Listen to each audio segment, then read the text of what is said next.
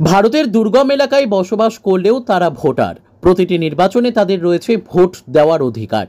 তাই সেই সব দুর্গম এলাকাতেও ভোট গ্রহণ করতে পৌঁছে যাচ্ছেন ভোট কর্মীরা। আগামী 26শে এপ্রিল লোকসভা নির্বাচনে দ্বিতীয় দফার ভোট। দার্জিলিং, রায়গঞ্জ ও বালুরঘাট এই তিনটি কেন্দ্রে ভোট হবে শুক্রবার। আজ ডিসিআরসি থেকে ইভিএম সহ প্রয়োজনীয় সরঞ্জাম নিয়ে ভোট গ্রহণ কেন্দ্রের দিকে রওনা দিচ্ছেন ভোট কর্মীরা। দার্জিলিং জেলার পাহাড়ের দুর্গম এলাকায় রয়েছে কয়েকটি ভোট গ্রহণ কেন্দ্র। যানবাহনে সেখানে যাওয়া সম্ভব হয় না, কিন্তু সেখানকার বাসিন্দারা তো ভোটাধিকার প্রয়োগ করবেন।